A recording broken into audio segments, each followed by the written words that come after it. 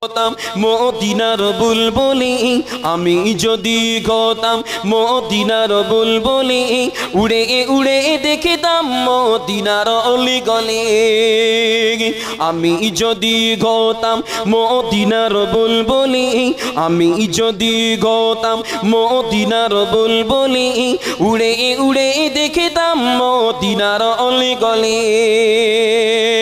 শুনতাম মসজিদ নববীর মধুর আযান শুনতাম মসজিদ নববীর মধুর আযান সুরে সুরে উড়তাম মদিনার আসমান সুরে সুরে উড়তাম মদিনার আসমান ডানা মিলে সাফ করিতাম মিম্বরের বালি ডানা মিলে সাফ করিতাম মিম্বরের বালি উড়ে উড়ে দেখতাম মদিনার অলি গলি আমি যদি হতাম মদিনার বুলবুলি আমি যদি হতাম মদিনার বুলবুলি উড়ে উড়ে দেখতাম মদিনার অলি গলি হৃদয় শীতল কর সেই মদিনার বাতাস হৃদয় শীতল কর সেই মদিনার বাতাস মুছে যাবে মনের জ্বালা পেলে সুবাস মুছে যাবে মনের জ্বালা পেলে সুবাস মিটিবে পিপাসা দেখিলে রোজা রোজালি মিটিবে পিপাসা দেখিলে রোজা রোজালি উড়ে উড়ে দেখতাম মদিনার অলি গলি আমি যদি হতাম মদিনার বুলবুলি আমি যদি হতাম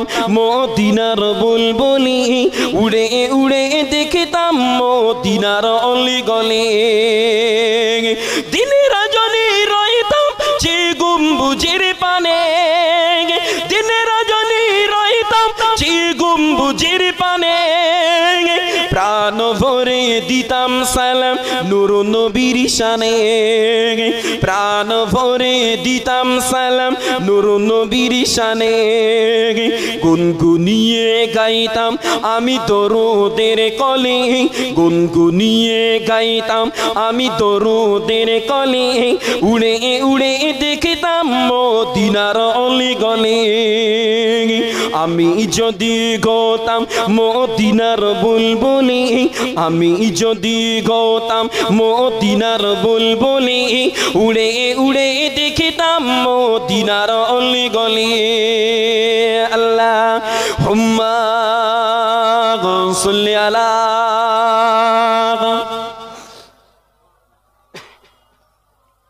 চা আছে না ঢালো তো কাপটা ওয়া আলা আলিহি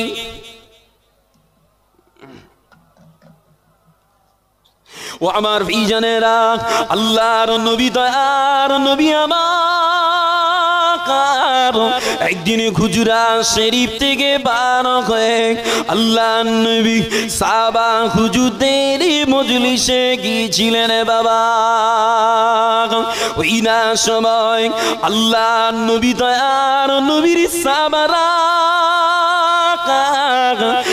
এক জায়গায় বসে অন্যান্য নবীদেরই প্রশংসা করে বাবা অন্যান্য নবী আলাইহিমুস সালামদের প্রশংসা করে কোন সাহাবা বলে আল্লাহ পাক হযরত ইব্রাহিম আলাইহিস সালামকে খলিলুল্লাহ বানিয়েছে বাবা কোন সাহাবা বলে আল্লাহ পাক হযরত মুসা আলাইহিস সালামকে কালিমুল্লাহ করেছে বাবা কোন সাহাবা বলে আল্লাহ পাক হযরত ঈসা আলাইহিস সালামকে রূহুল্লাহ করেছেন আদম আলাইহিস সালামকে শফিউল্লাহ করেছে বাবা এইভাবে অন্যান্য নবীদের প্রশংসা করে বাবা ওই না সময় আল্লাহর নবী দয়ার নবী আমার সাহাবা হুজুর দিগানে বলেছিলেন ও আমার সাহাবারা ও আমার সাহাবারা, তোমরা যে আলোচনাগুলো করো বাবা, তোমরা যে কথাগুলো বলো, আমি আল্লাহর নবী সব শুনেছি বাবা। এমন কি যে তোমরা অন্যান্য নবীদের প্রশংসা করো, আমি আল্লাহর নবী সেটা শুনেছি বাবা। তবে বাবা জেনে রেখে দাও, মুসা কালিমুল্লাহ, ঈসা রূহুল্লাহ, ইব্রাহিম খলিলুল্লাহ, আদম শফিউল্লাহ, সব ঠিকই বলেছ বাবা। আল্লাহর তামাম নবীরা সম্মানীয় বাবা। ও আমার সাহাবারা, তবে বাবা ভুলে যেও না, আল্লাহ তোমার নবীকে কাউসারওয়ালা করে দিয়েছে বাবা। কাল কিয়ামত হাসরের মাঠে তামাম নবীরা, তামাম নবীদের উম্মতেরা তোমার নবীর হাতেই কাউসার পান করবে বাবা। যে তোমরা যে বলছো মুসা কালিমুল্লাহ, ঈসা রূহুল্লাহ, আদম শফিউল্লাহ, ইব্রাহিম খলিলুল্লাহ, সব ঠিক বলেছো, তবে ভুলে যেও না আল্লাহ তোমার নবীকে কাউসারওয়ালা করেছে। আল্লাহ নবী আরো বলেন, ও আমার সাহাবারা, ওয়ালাল আখিরাতু খায়রুল লাকা মিনাল উলা, আল্লাহ তোমার নবীর জন্য দুনিয়া অপেক্ষা আখিরাতকে উঁচু করে দিয়েছে বাবা। এমন কি কাল কিয়ামত হাসরের মাঠে আমি হামদের ঝান্ডাটা উঁচু করে দেব বাবা, আমি হামদের ঝান্ডা উত্তোলন করব বাবা। ওই সময় তামাম নবীরা ওই ঝান্ডার নিচেই দাঁড়িয়ে যাবে বাবা। ও আমার সাহাবারা, আনা আউয়ালু শাফিউ মুসাফফা, আমি সেদিন প্রথম শাফাত করব, আবার শাফাত কবুল করা হবে। এমন কি আমি প্রথমে জান্নাতের দরওয়াজায় কড়া নাড়া দেব, আমার জন্য জান্নাতের দরওয়াজাটা খুলে দেয়া হবে। ওই সময় আমি আমার গরিবী গুনাহগার ইমানদার উম্মতদের নিয়ে আল্লাহর দয়ার জান্নাতে চলে যাব বাবা।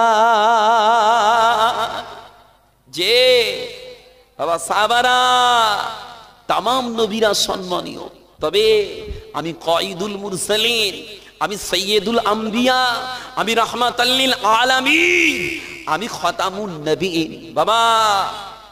তামাম নবীরা সম্মানীয় ঠিকই, তবে আমি একটু আলাদা, আমি একটু আলাদা। তামাম নবীদের উপরে আল্লাহ আমার কর্তৃত্ব দিয়েছেন, বলেন না সুবহানাল্লাহ। আল্লাহ নবী আরো বলেন, ও আমার সাহাবারা, আমি গোলাম হযরত ইব্রাহিম আলাইহিস সালামের দোয়া, হযরত মুসা আলাইহিস সালামের ভবিষ্যৎবাণী, আর আমার আম্মা জানের স্বপ্নের ফল বাবা, যা তিনি আমায় প্রসবকালে দেখেছিলেন বাবা। ও আমার ভাইজানেরা, আল্লাহ নবী হযরত ইব্রাহিম আলাইহিস সালাম আল্লাহ পাকের অর্ডারে পুনরায় কাবাটা নির্মাণ করেছিলেন বাবা। তবে ওই কাবা নির্মাণের পূর্বে হযরত ইব্রাহিম আলাইহিস সালাম আল্লাহ পাককে জানিয়েছিলেন, ও রব্বি আল্লাহ পাক, ও রব্বি আল্লাহ পাক, আপনার কাবা নির্মাণ করব। আল্লাহ পাথরগুলো কোথায় পাবো আল্লাহ, পাথরগুলো কোথাতে গেল আল্লাহ? আল্লাহ পাক জানিয়েছিলেন ও আমার খলিল, ওই লিবানন পাহাড়ের পাথর, ওই আবু কুবাইস পাহাড়ের পাথর, ওই সাফা মারওয়া পাহাড়ের পাথর, ওই জাবালে নূর রাহমাতের পাথর দিয়ে আমার কাবা পুনরায় নির্মাণ করো বাবা। ও আমার দুইজনেরা আল্লাহর মালাইকা হযরত জিবরাইল আলাইহিস সালাম ওই পাহাড়গুলি হতে পাথর এনে এনে দিতেন, আর আল্লাহর খলিল হযরত ইব্রাহিম আলাইহিস সালাম আল্লাহর কাবা নির্মাণ করতেন বাবা। ও আমার দুইজনেরা তবে ওই কাবা নির্মাণের পূর্বে, কাবা নির্মাণের শুরুতে আল্লাহ ইব্রাহিম আলাইহিস সালামকে বলেছিলেন ও আমার খলিল, ও আমার খলিল, আপনি প্রথম পাথরটা মিহরাবের উপরে রাখুন। আল্লাহ পাকের অর্ডারে হযরত ইব্রাহিম আলাইহিস সালাম যেই না প্রথম পাথরটা মিহরাবে রেখেছিলেন বাবা, ওই সময় ওই পাথরের উপর আমার আপনার নবী দয়ার নবীর নামটা ভেসে উঠেছিল বাবা। ও আমার বেজানেরা ইব্রাহিম আলাইহিস সালাম আল্লাহর কাবা নির্মাণ করে, আর ওই কাবা শরীফটা আল্লাহ আমার নবীর ছোঁয়ায় ভাইরাল করে দিয়ে দেয় বাবা। আল্লাহ নবীর আগমনের পূর্বে ওই কাবায় দেবদেবীর পূজা হতো, ওই কাবায় প্রতিমার পূজা হতো। এমন অবস্থায় আল্লাহর কাবা আল্লাহর নবীর জন্য অপেক্ষায় ছিল বাবা। যেই না আল্লাহর নবী আগমন করেছিলেন, যে সময় আল্লাহর নবী এসেছিলেন, আল্লাহর নবীর আগমনের খাতিরে আল্লাহর নবীর আগমনের সাথে সাথে কাবার প্রতিমাগুলো দুনিয়ার জমিনে লুটিয়ে পড়েছিল বাবা। ও আমার বেজানেরা কাবা আল্লাহর ঘর, বাইতুল্লাহ আল্লাহর ঘর, রাসূলে পাক আল্লাহর সৃষ্টির নূর বাবা। আল্লাহর কাবা আল্লাহর হাবিবের নূরেই আল্লাহ আলো করে দেয়। যে আল্লাহর কাবা আল্লাহর হাবিবের ছোঁয়ায় ধন্য হয়েছে, কি ঠিক কিনা বলা? হ্যাঁ, আমার রাসূলের ওসিলাই তো কাবা হলো, রাসূলের ছোঁয়ায় কাবা ধন্য হয়েছে। শুধু কাবা নয়, মক্কার জমিন, যে মক্কাটাকে বাক্কা বলা হতো, বাক্কা, মক্কা এত ভাইরাল ছিল না, মক্কাকে এত মানুষ সম্মান করতো না, এত মানুষ চিনতো না। সেই মক্কার জমিনের পরিবেশও ছিল অনেক নোংরা, যে ধরো মারো কাটো জুরজার মুল্লুকতার। এমনকি কাবার এরিয়ায় মেয়েদের ল্যাংটো করে ভিড় জমিয়ে ল্যাংটা মেয়েদের মেলা লাগাতো বাবা। ওই মক্কার জমিনে কাবার কাজে এত নোংরামি করত, ওই কাবার কাজে আমার রাসূল আসার খাতিরে রাসূলে পাকে ছোঁয়ায় কাবা শরীফ মক্কাটাকেও আল্লাহ শরীফ করেছে, বলেন না সুবহানাল্লাহ। শুধু মক্কা, দুনিয়া পৃথিবীর জমিনে তিনটি জায়গা বড় সম্মানীয় করেছে আল্লাহ পাক। তিনটি জায়গা, একটা হলো মক্কা শরীফ, একটা হলো মদিনা শরীফ, আর একটা হলো বাইতুল মুকাদ্দাস ফিলিস্তিনের জমিনটা, যে বর্তমান যেখানে ইহুদিরা বোমা মেরে মেরে যে যুদ্ধ করে করে যে ফিলিস্তিনবাসীদের ঘরে নাস্তে নাবুদ করে দিচ্ছে, গাজার জমিনে মানুষদের ঘরে, ওই ফিলিস্তিনের জমিনে যে জায়গায় বাইতুল মুকাদ্দাস শরীফ আছে, যে জায়গায় আমার রাসূলে পাক ইমাম হয়ে তামাম নবীদের ইমাম হয়ে নামাজ পড়িয়েছিলেন, বলেন না সুবহানাল্লাহ। পৃথিবীর জমিনে এই তিনটে জায়গা বড় সম্মানীয়, তবে সব থেকে সম্মানীয় জমিন কোনটা? এই তিনটির ভিতরে শ্রেষ্ঠ জমিন মক্কার জমিন।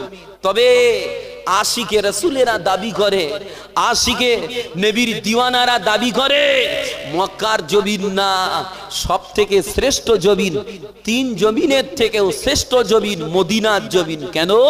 ওই মদিনার জমিনে আমার রাসূলে পাক আছেন, বলেন না সুবহানাল্লাহ। একটু জোরে হলো না সুবহানাল্লাহ। বাবা, রাসূলের ছোঁয়ায় যদি মক্কা শরীফ হয়, রাসূলে পাকের ছোঁয়ায় যদি কাবা ধন্য হয়, রাসূলে পাকের ছোঁয়ায় যদি আবু বকর সিদ্দিক রাদিয়াল্লাহু আনহু সিদ্দিক হয়, জান্নাতি হয়, সাহাবা হুজুরেরা জান্নাতের ঠিকানা পেয়ে যায়।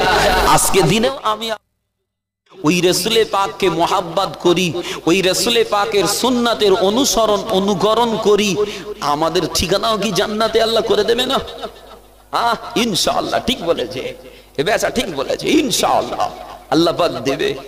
বাবা, আল্লাহ তাই কালাম পাকে বলেছেন, আল্লাহর কোরআন পারা নম্বর 4 সূরা ইমরানের সম্ভাব্য 53 নম্বর আয়াত, আল্লাহ পাক বলছে, কি বলে? কুল, হাবিবে পাক আপনি বলুন, কি বলবেন?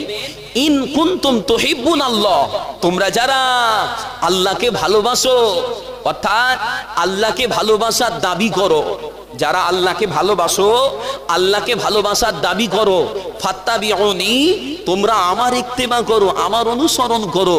এই আমার ইত্তেবা, আমার অনুসরণ মিন্স আমার রাসূলে পাকের লাইফ স্টাইল কপি করো, রাসূলের নীতি আদর্শগুলোকে বাস্তব জীবনে লাগাও। লাগালে কি হবে? আল্লাহ কোরআনে বলছে, ইউহিব্বুকুমুল্লাহ, আল্লাহ তোমাদের ভালোবাসবে, বলেন না সুবহানাল্লাহ। আল্লাহ নিজেই ঘোষণা দিচ্ছে যে আমার রাসূলকে কপি করবি, আমার রাসূলের ইত্তেবা করবি, তোদের আমি ভালোবাসবো। ভালোবাসলে কি হবে? তারপরে একটা কিছু তো হবে। আল্লাহ বলছে শুধু ভালোবাসবো না, ওয়াগফির লাকুম যুনুবাকুম, তোদের জীবনের গুনাহ মুছে দেবো, বলেন না সুবহানাল্লাহ।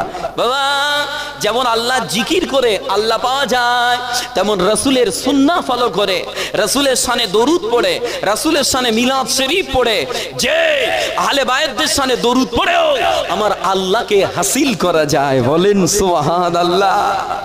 আজকে বড় কষ্ট লাগে, সমাজের অনেক মানুষ বলে না ওই দরুদটা পড়া যাবে না, এই দরুদটা পড়া যাবে না, এটা হাদিসে নেই, ওটার দলিল নেই। প্রচুর মানুষ আছে বাবা, যে বাবা সব দলিলে নয়, সব দলিলে নয়, কিছুটা কলিজার খোরাক দিয়ে, কলিজার নূর জ্বালিয়ে, কলিজাটা আলো করে ডাইরেক্ট রাসূলে পাক থেকে নেওয়া জিনিস আমাদের এমনি করে পীর মাশায়েখ গণেরা আমাদের ঘরে দিয়ে গিয়েছেন, সেটা আমরা আমল করি। যারা ভালোবেসে অন্তর দিয়ে এগুলো আমল করে তারা জানে এর কতটা মজা, এর কতটা যা কে ঠিক না বলে? হ্যাঁ, কেন? দুনিয়ায় পানি আছে না নাই? পানির কাজ, দুনিয়ার পানি মানুষের বাইরেটাকে পরিষ্কার করে। একটু আমার দিকে ফলো করেন, আমার ভাই এসেছেন, তাকবীর দেন, নারায়ে তাকবীর, একটু মুহাব্বতে দেন না, নারায়ে তাকবীর, নারায়ে তাকবীর। আলহামদুলিল্লাহ, আমার ভাই এসেছেন, আলোচনা করবেন, অসুবিধা নেই। দুনিয়ার পানির কাজ কি? দুনিয়ার পানি মানুষের বাইরেটা পরিষ্কার করে। বাবাজি আমার দিকে খেয়াল করেন একটু, দুনিয়ার পানি মানুষের বাইরেটা পরিষ্কার করে, আর রহমাতুল লিল আলামিন আমার দয়ার নবীর দয়া মাখা দৃষ্টি যদি একবার বান্দার কলিজায় পড়ে যায়, বান্দার ভিতরে বাইরে জাহিরি বাতিনি দুটোই আমার আল্লাহ আলো করে দেয়, বলেন না সুবহানাল্লাহ। একটু মহব্বতে হলো না সুবহানাল্লাহ। ভিতরে বাইরে বলতে মানুষের চোখ কটা চোখ? যে এখানে দুটো বলে, তিনটে চোখ। একটা হিন্দুর ঘরের বাচ্চা বুঝেছে, নাম তার ঈশ্বরচন্দ্র বিদ্যাসাগর। একে চন্দ্র, দুয়ে পক্ষ, তিনে নেত্র। কে বলে? এটা বিদ্যাসাগর বলে গেছে, বাচ্চারা ছোটবেলায় আমরাও পড়েছি। ওই আর একটা নেত্র কি, আর একটা চোখ কি? ওই নেত্রটা হলো কলিজার চোখ, যেটা আমার রাসূলে পাক হাদিস পাকে বলে গেছে তোমাদের তামাম বডিতে একটা জায়গা বাচ্চা আছে, বডির একটা বাচ্চা আছে না? না, বিজ্ঞান বলে ব্রেন, মাথা, যে বিজ্ঞান বলে মাথা আর আমার রাসূলে পাক বলে মাথা না, বডির বাদশা হলো কলব। এই জায়গাটা যদি ঠিক রাখতে পারো তাহলে সব ঠিক থাকবে। এটা যদি খারাপ হয়ে যায় বান্দাকেও বান্দা খারাপ হয়ে যাবে। কেন? এটা খারাপ হলে বান্দার হাত খারাপ হবে, বান্দার চোখ খারাপ হবে, বান্দার বডি খারাপ হবে, বান্দার চলন খারাপ হবে, বান্দার জবানের কথা কর্কশ হবে। আর এটা যদি নরম হয় বান্দার জবানটাকেও আল্লাহ নরম করে দেবে। সুবহানাল্লাহ। আর মুহাব্বতে দরুদ শরীফ আল্লাহুম্মা সাল্লি আলা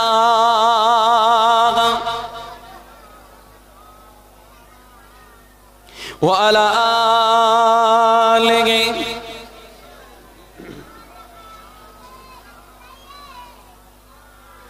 ভালোবাসার জায়গা মদিনা, ভালো লাগার জায়গা মদিনা, ভালোবাসার জায়গা মদিনা, ভালো লাগার জায়গা মদিনা। এত সুন্দর জায়গা কোথাও পাবে না, এত সুন্দর জায়গা কোথাও পাবে না। সাজিয়েছেন মহান রব্বানা, সাজিয়েছেন মহান রব্বানা, ভালোবাসার জায়গা মদিনা, ভালোবাসার জায়গা মদিনা, ভালো লাগার জায়গা মদিনা। আমার জীবনে অনেক বেশি গোনা, আমার জীবনে অনেক বেশি গোনা, তাই রাসূলের কদম ছাড়ব না, তাই রাসূলের কদম ছাড়ব না। ভালো লাগার জায়গা মদিনা। একদিন কবরে যাব কেউ তো যাবে না, একদিন কবরে যাব কেউ তো যাবে না। যাবেন আমার শাহে মদিনা,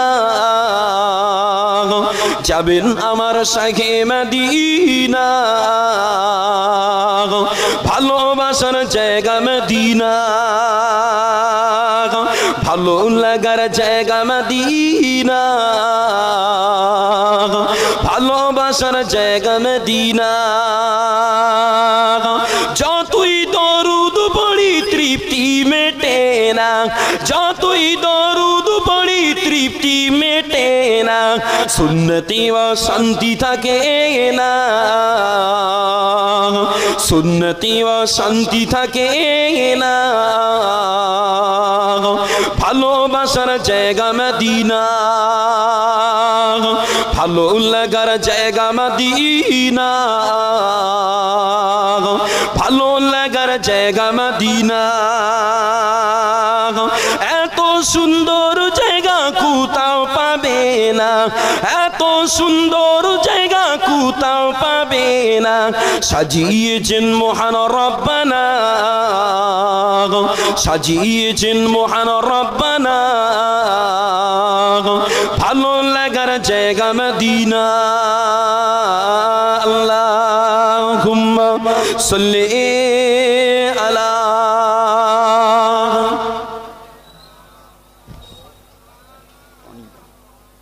ওয়া আলা আলিহি।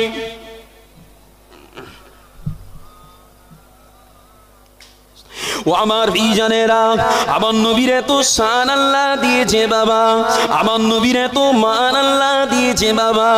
ওই শানওয়ালা নবী, ওই মানওয়ালা নবীর শানে সামান্য পরিমাণ ত্রুটি, সামান্য পরিমাণ বেয়াদবিও আল্লাহ মেনে লাইনি বাবা। ও আমার ভাইজানেরা, আল্লাহর নবী, দয়ার নবী আমার একদিন সাহাবা হুজুর দেখে নিয়ে মদিনার নববীর জমিনে বসে আছেন বাবা, মদিনা শরীফের মসজিদে বসে আছে বাবা।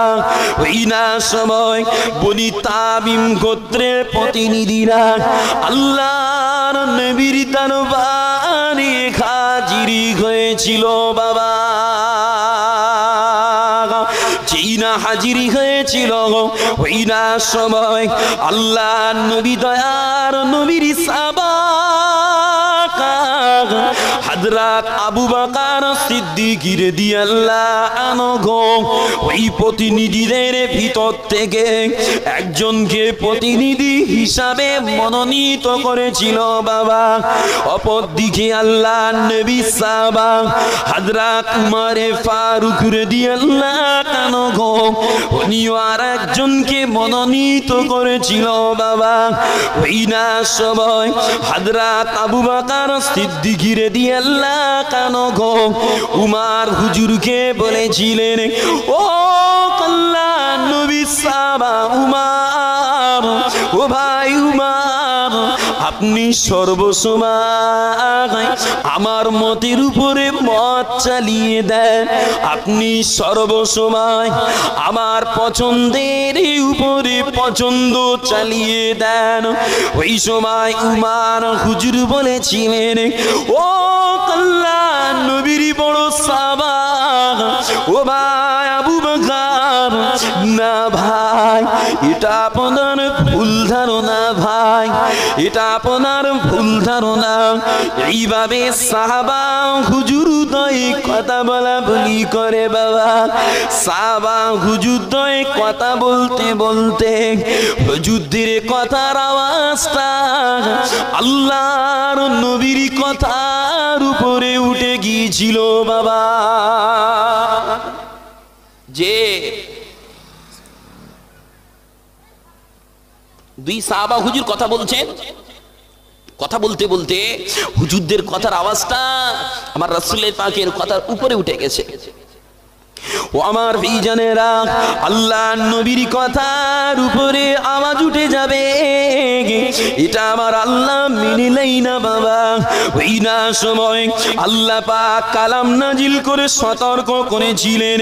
আল্লাহর কোরআন পারা নম্বর 26 সূরা হুজুরাতের 2 নম্বর আয়াত আল্লাহ পাক বলেন, ইয়া আইয়ুহাল্লাযীনা আমানু লা তারফাউ আসওয়াতাকুম ফাওকা সাওতিন নবী, ও ঈমানওয়ালারা, তোমাদের কথার আওয়াজ আল্লাহর নবীর কথার আওয়াজ তোমরা আওয়াজ করবে না, কেননা কাজাগরি বাদিকুম লিবাদ, যেমন তোমরা কথা একে অপরে কথা বলতে গিয়ে কথা বলো, ওই রকম ধারায় আল্লাহর নবীর সামনে গিয়ে তোমরা কথা বলবে না। বললে কি হবে?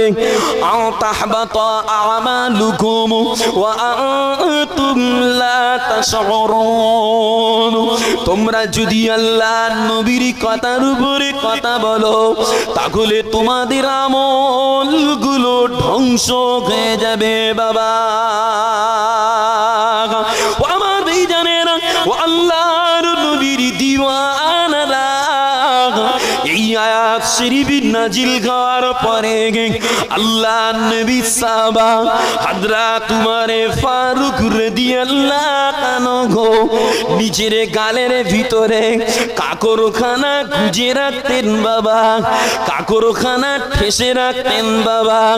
না জানি নিজের অজান্তে জবান ফকসে গিয়ে আল্লাহর নবীর কথা রাজি কথা না উঠে যায়।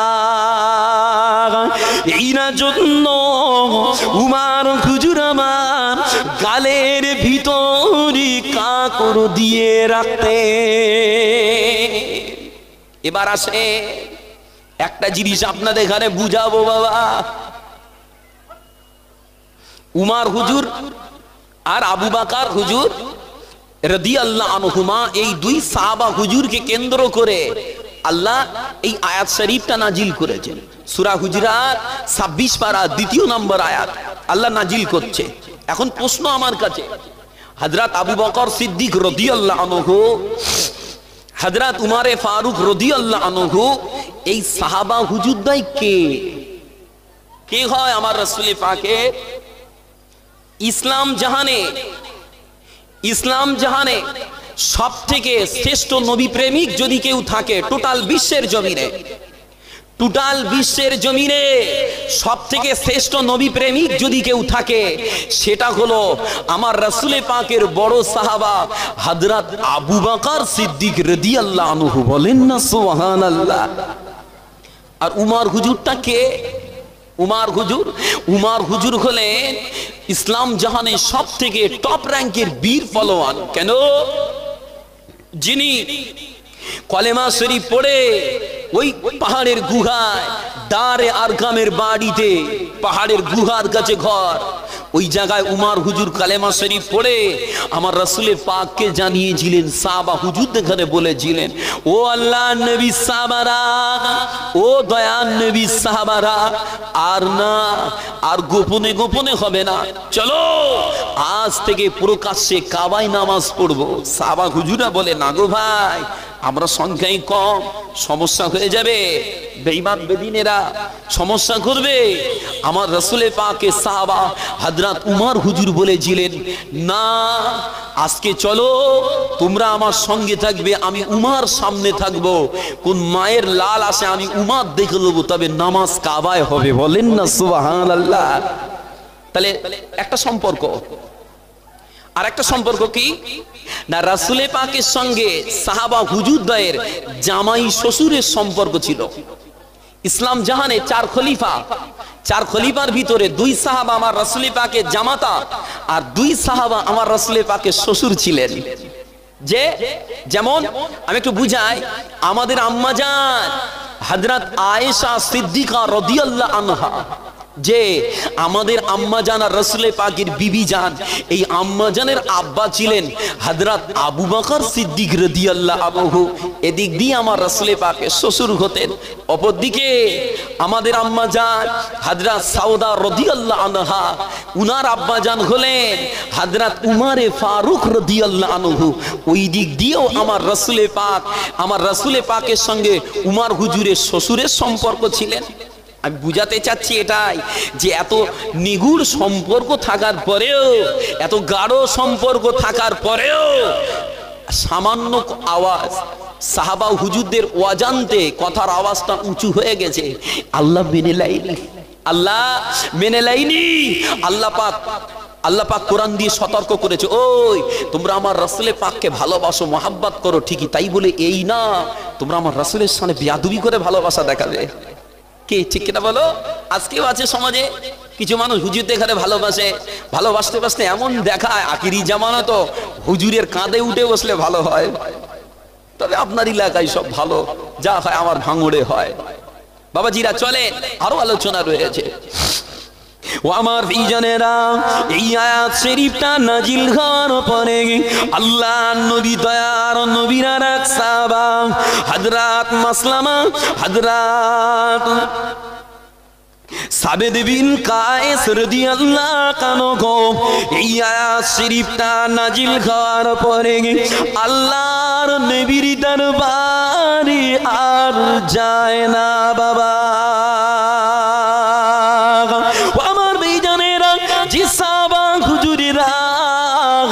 আল্লাহ নবীকে এক পলক দেখার জন্য বাড়ি ছেড়ে দিয়ে, ঘর ছেড়ে দিয়ে, কাজ ছেড়ে দিয়ে আল্লাহর নবীর কাছে হাজির হতো বাবা। এমনকি যদি আল্লাহ নবীকে এক পলক দেখতে না পেতেন, মদিনার জমিনে খোঁজাখুঁজি লেগে যেত বাবা। নবী নবী নবী নবী করে আওয়াজ উঠে যেত বাবা। ওই সাহাবা হুজুরদের ভিতরে আল্লাহ নবী সাহাবা হযরত সাবেদ বিন কায়েস রাদিয়াল্লাহু আনহু আল্লাহর নবীর দরবারে আর আসে না বাবা। আমার ভাইজানেরা, আল্লাহর নবী দয়ার নবী আমার ওই না সময় সাহাবা হুজুর দিগারে বলেছিলেন, ও আমার সাহাবারা, ও আমার সাহাবারা, আমার সাবিত বিন কায়েস আজ কটা দিন হয়ে গেল আমার দরবারে আসে না বাবা। আবার সাবিত কেন আমার কাছে আসে না বাবা? যা একটু তলব নিয়ে দেখো না বাবা, একটু খবর নিয়ে দেখো না বাবা। ওই না সময় আল্লাহ নবীর একজন সাহাবা গুটি গুটি পায় আল্লাহর নবী দয়ার নবীর সাহাবা সাবেত হুজুরের বাড়ির দিকে চলে যায়। আল্লাহ নবী সাহাবা সাবেত হুজুরের বাড়িতে গিয়ে দেখতে পায় আল্লাহ নবী সাহাবা সাবেত বিন কায়েস রাদিয়াল্লাহু আনহু মাথাটা নিচু করে কি যেন চিন্তা করে বাবা। হুজুরের চোখটা ছলছল করে। ওই সময় রাসূল পাকের পাঠানো সাহাবা হুজুরটা সাবেত হুজুরকে জিজ্ঞাসা করেছিলেন, ও আল্লাহ নবী সাহাবা, ও ভাই সাবেত বিন কায়েস রে, আপনার কি হয়েছে? আপনি কেন আল্লাহ নবীর দরবারে যাচ্ছেন না? আপনি বসে বসে কি চিন্তা করেন? আল্লাহ নবী সাহাবা হযরত সাবেত বিন কায়েস রাদিয়াল্লাহু আনহু হুজুর আমার বলেছিলেন, ও আল্লাহ নবী সাহাবা, আমি জাহান্নামী হয়ে গেছি রে ভাই, আমি জাহান্নামী হয়ে গেছি। কেন না আমার গলার আওয়াজ বেশি, আমার গলার সাউন্ড বেশি। এই চিন্তা আমি পেরেশান হয়ে যাই রে ভাই। এই জন্য আমি আল্লাহর নবীর দরবারে যাচ্ছি না। ও আমার ভাইজানেরা, ওই না সময় আল্লাহ নবীর পাঠানো সাহাবা হুজুরটা গুটি গুটি পায় আল্লাহ রাসূলের দরবারে চলে গেল বাবা। আল্লাহ রাসূলের দরবারে গিয়ে আল্লাহ নবীকে জানিয়েছিলেন, ও আল্লাহ নবী, ও আল্লাহর হাবিবি, আপনি জানেন না আপনার সাহাবা সাবেত বিন কায়েস রাদিয়াল্লাহু আনহু নিজেকে জাহান্নামী মনে করে কাঁদে হুজুর। কেন না সাবেত বিন কায়েস হুজুরের গলার সাউন্ডটা বেশি, আপনার কথার উপরে আওয়াজ উঠে যেত। এই কথা মনে করে আপনার সাহাবা পেরেশান হয়ে যায় হুজুর, চিন্তায় পেরেশান হয়ে পড়ে। ওই সময় আল্লাহ নবী জানিয়েছিলেন, ও আমার সাহাবারা, ও আমার সাহাবারা, যাও বাবা যাও, আবার সাবেত বিন কায়েসকে জানিয়ে দাও বাবা, আবার সাবেত বিন কায়েস জাহান্নামী না বাবা, আমার সাবেত বিন কায়েস আল্লাহর জান্নাতি বান্দা। একটু জোরে বলেন না সুবহানাল্লাহ। আল্লাহ নবী জানিয়েছেন, আল্লাহ কোরআন পাকেও জানানো, আল্লাহর কোরআন পারা নম্বর 27 সূরা রহমানের 46 নম্বর আয়াত আল্লাহ পাক বলেন, ওয়ালিমান খাফা মাকাম রাব্বিহি জান্নাতান, ওয়ালিমান খাফা মাকাম রাব্বিহি জান্নাতান। আল্লাহ কোরআনে জানিয়ে দেয়, দুনিয়ার জমিনে যারা আল্লাহর ভয় করে, যারা আল্লাহর সামনে দাঁড়ানোর ভয় রাখে, ওইরাম বান্দাদের জন্য আল্লাহ দুটি করে জান্নাত রেখে দিয়ে দেয়। একটু জোরে বলেন না সুবহানাল্লাহ। একটু মহাব্বতে বলা গেল না সুবহানাল্লাহ? আমার কথা কি বুঝতে কষ্ট হয়? তাহলে আওয়াজ করেন না কেন বাবা? একটু সুবহানাল্লাহ আলহামদুলিল্লাহ পড়েন। যে আল্লাহর নবী দয়ার নবী বলে যে বাবা সাহাবারা, আমার সাবেদ বিন কায়েস আল্লাহর জান্নাতি বান্দা। কেন? ওর গলার আওয়াজটা বেশি ছিল, ইচ্ছা করে জোরে আওয়াজ করেন, আওয়াজটা বেশি ছিল, কথা বলতে গিয়ে জোর হয়ে যেত। এখন আয়াত নাজিল হয়েছে, তখন আয়াত নাজিল হয়নি, এখন নিষেধাজ্ঞা জারি হয়েছে। এখন আমার সাবেদ হুজুরের, আমার সাবেতের কলিজায় ডর লেগেছে, ভয় লেগেছে। এই ডর, এই ভয় যার কলিজায় আছে, আল্লাহ বলে ওয়ালিমান খাফা মাকামা রাব্বিহি জান্নাতান, যার কলিজায় আল্লাহর ডর আছে, ভয় আছে, যে আল্লাহর সামনে দাঁড়ানোর ভয় রাখে, উরাম বান্দাকে আমার আল্লাহ জান্নাতে দেবেন। বলেন না সুবহানাল্লাহ। শুধু জান্নাতে না, বরং আল্লাহ দুটি জান্নাত বান্দার জন্য রেখে দিয়েছে। বাবাজিরা, আল্লাহ নবী সাহাবা হযরত উমরে ফারুক রাদিয়াল্লাহু আনহুকে এক তাবেঈ তাই জিজ্ঞাসা করেছিল, এক তাবেঈ তাই জিজ্ঞাসা করেছিল, ও আল্লাহর নবী সাহাবা, ও ভাই উমর, আপনি বলেন তো, কোন বান্দার কলিজায় গুনার ইচ্ছা হয় না, সে গুনাহ করে না? কোন বান্দার ইচ্ছায় কলিজায় গুনার ইচ্ছা হয় না, ও গুনাহ করে না।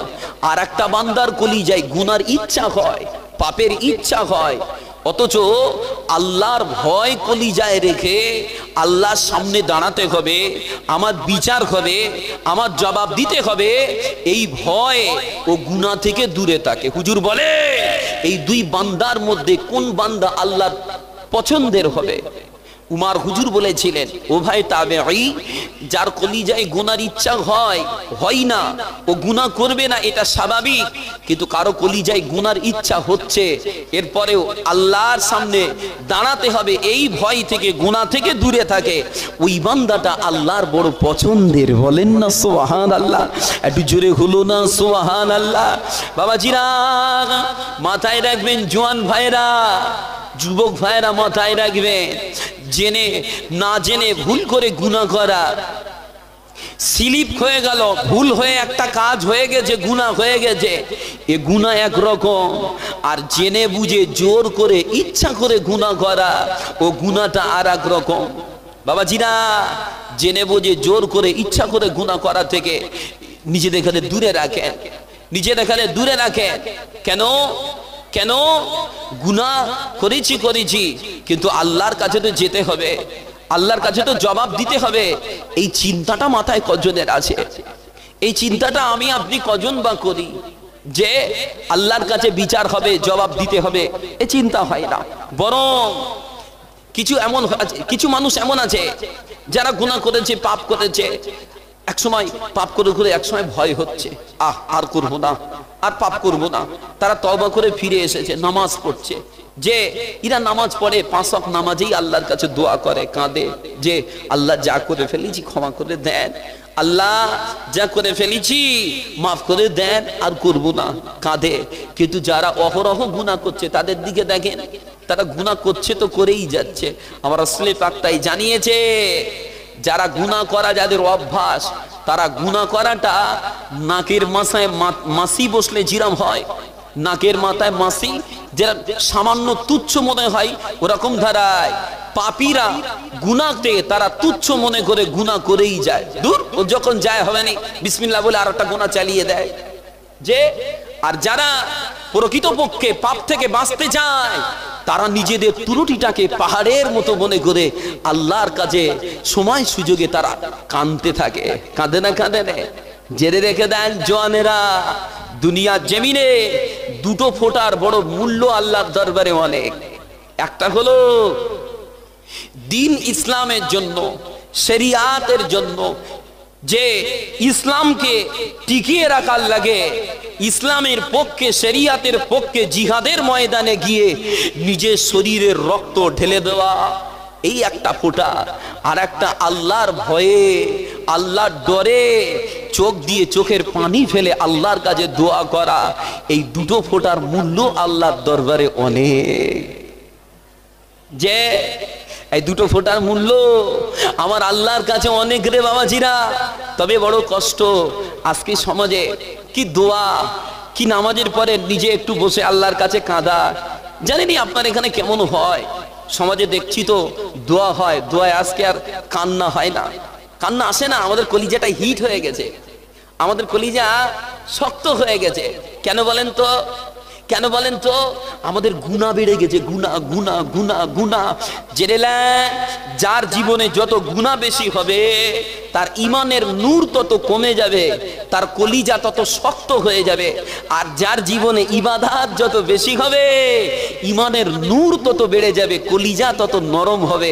আর কলিজা যখন নরম হবে বান্দার জবানও নরম হবে, তার জবানের কথাটা নরম হবে, যে মিষ্টি কথা হবে। আজকে সমাজে দেখেন না, যার যেমন আওকাত আল্লাহ দিয়েছে, যার যেমন পয়সা আল্লাহ দিয়েছে, সে শিরাম ভাবে চলে। তার সঙ্গে কথা বলতে যাবেন শুধু পিক আপ দেবে, মানে আমি এত টাকার মালিক। যে আমার সামনে আমার রাসূলের উম্মত এসেছে, এও আল্লাহর বান্দা এসেছে, ওকে আল্লাহ গরিব করেছে, আমাকে আল্লাহ ধনী করেছে। ওকে রিক্সা চালক করেছে, আমাকে হুজুর করেছে। যে ওকে খেটে খাওয়া মানুষ করেছে, আমাকে চাকুরিজীবী করেছে, দিয়েছে তো আল্লাহ। আমাকে ধনী করে, মা আমাকে ধনী করে শুকরের পরীক্ষা নিচ্ছে, ওকে গরিব করে সবরের পরীক্ষা নিচ্ছে। একটু ভাবি না, টাকা হয়েছে, শিক্ষা হয়েছে, আল্লাহ আওকাত দিয়েছে, অহংকার। দেখবেন এরকম কিছু মানুষ আছে সমাজে, সবাই না, কথা বলতে গিয়ে ভয় লাগে, কথা বলতে গেলে ভয় লাগে, কি গরম ভাবে কথা বলে রে ভাই, জানিনি তারা কেমন বাবাজিরা। তবে এই জায়গায় একটা কথা বলবো, বান্দাদের এই হাল হওয়ার পিছনে একটা কারণ আছে। আমার রাসূলে পাক বলে গিয়েছেন, রাসূলে পাক বলে আশ-শাইতানু জাসিমুন আলা কলবি ইবনি আদম। আল্লাহর নবী বলে আদম সন্তানের কলিজায় শয়তান জেঁকে বসে থাকে। শুনছেন আমার কথা? রাসূলে পাক বলছেন আদম সন্তানের কলিজায় শয়তান জেঁকে বসে থাকে। কেমন জেঁকে বসে থাকে না, যোগ দেখেন না, যোগ এদিকে যোগ দেখা যায়, লুনা এলাকায়ও দেখা যায়, যোগ দেখা যায়। যোগ যখন ধরে ওকে মেরে তোলা যায়, মেরে হাত ভেঙে দেবেন তো যোগ উঠবে না সহজে, ও পুষিয়ে তারপর উঠবে বাবা। তবে ওই যোগকে যদি তুলতে চান কি করে তুলবেন না, ওর মুখে একটু লবণ ছিটিয়ে দেন, লবণ নিয়ে ওই যোগটার মুখে ছিটিয়ে দেন, দেখবেন স্বাভাবিক যোগটা এমনি এমনি উঠে যাবে। আমার রাসূলে পাক তাই বলে বাবা, বান্দার কলিজায় শয়তান জোকের মতো সেঁটে বসে থাকে, উড়াম ধারায়। ওই সেঁটে থাকা শয়তানকে তুলবে কি করে? আমার নবী বলে আল্লাহর জিকির, যখন বান্দা আল্লাহ জিকির করে তখন শয়তান এমনি বান্দার কলিজা থেকে উঠে চলে যায়। বলেন না সুবহানাল্লাহ? একটু মহাব্বতে বলতে পাচ্ছেন না সুবহানাল্লাহ?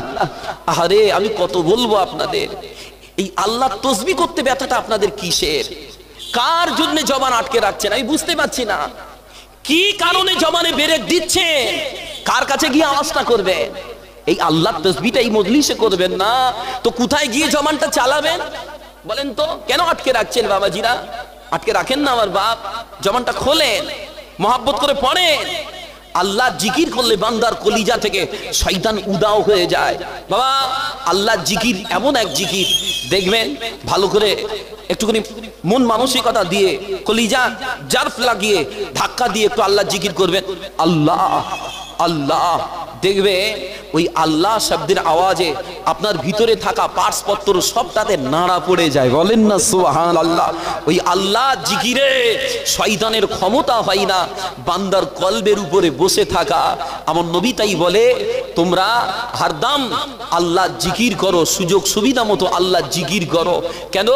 জিকির করলে শয়তান পালায়, আর জিকির থেকে গাফেল হলে শয়তান আবার বান্দার কাছে হাজির হয়ে যায়।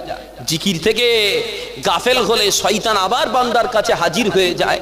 আমার নবী তাই বলে লা তুকসিরুল কালামি লা তুকসিরুল কালামি গায়রি যিকরিল্লাহ। আল্লাহর জিকির ছাড়া বেশি কথা বলো না, আল্লাহর জিকির ছাড়া বেশি কথা বলো না। কেন? আল্লাহর জিকির ছাড়া বেশি কথা বান্দার কলিজা শক্ত করে দেয়, আর শক্ত কলিজাওয়ালা বান্দারাই আল্লাহর রহমত থেকে দূরে সরে যায়। কথা বুঝতে পারছেন না? শক্ত কলিজাওয়ালা বান্দারা আল্লাহর রহমত থেকে দূর হয়ে যায়। জওয়ান যুবক ভাইয়েরা অনুরোধ করব, গুনার কাজ জোর করে জেনে বুঝে ইচ্ছা করে করেন না, একটু বাঁচেন, একটু বাঁচেন। কবরে আমিও যাব, আপনিও যাবেন, জবাব আমারও দিতে হবে, আপনারও দিতে হবে। কি নিয়ে যাবেন, কি নিয়ে যাব, এটা একটু মাথায় রেখে চলেন। চলেন আবারও আলোচনা বাড়াবো। যে আলোচনা করছিলাম, তাহলে সাবেদ বিন কায়েস হুজুর কি করছেন? এই ভয়ে রাসূলের পাকের কাছে আসেন না, আর আমার রাসূল বলে যাও আমার সাবেত বিন কায়েস জান্নাতি, বলেন সুবহানাল্লাহ। এবার আমি আলোচনা করব আমার রাসূলের পাকের শানে সম্মান দেখানোর বিষয় আল্লাহ পাক কোরআন পাকে কি বলেছে। তার আগে একটা নাত শরীফ পড়বো, নাহলে আবার ভাইয়ের আবার দুঃখ পাবে। আর মুহাব্বতে দরুদ শরীফ আল্লাহুম্মা সাল্লি আলা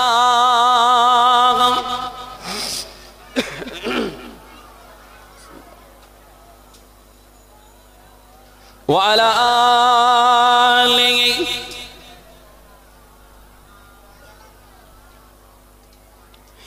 ربنا يا ربنا ربنا يا ربنا ربنا يا ربنا ربنا يا ربنا ربنا يا ربنا ربنا يا ربنا ربنا يا ربنا ربنا يا ربنا يا الہی رحم کر لکھ دے میرے تقدیر میں، یا الہی رحم کر لکھ دے میرے تقدیر میں، یا الہی رحم کر لکھ دے میرے تقدیر میں، روضہ خیر البشر لکھ دے میرے تقدیر میں، روضہ خیر البشر لکھ دے میرے تقدیر میں، ربنا یا ربنا ربنا یا ربنا ربنا یا ربنا ربنا یا ربنا یا الہی جب جوانی پاکر آئے پیاسے، یا الہی جب جوانی پاکر آئے پیاسے، شافی کوثر میرے پیارے نبی کا ساتھ ہو، شافی کوثر میرے پیارے نبی کا ساتھ ہو، ربنا یا ربنا ربنا یا ربنا ربنا یا ربنا ربنا یا ربنا ربنا یا ربنا ربنا یا ربنا ربنا یا ربنا ربنا یا ربنا یا الہی شگیر مکہ سے مدینہ کا سفر، یا الہی شگیر مکہ سے مدینہ کا سفر، یا الہی شگیر مکہ سے مدینہ کا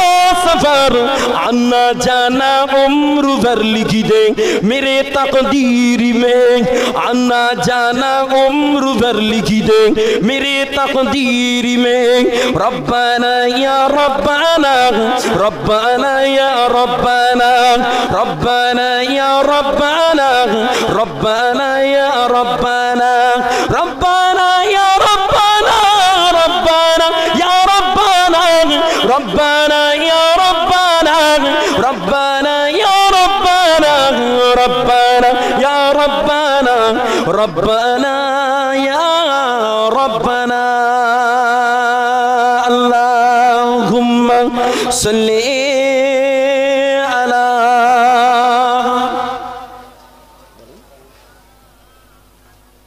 وعلى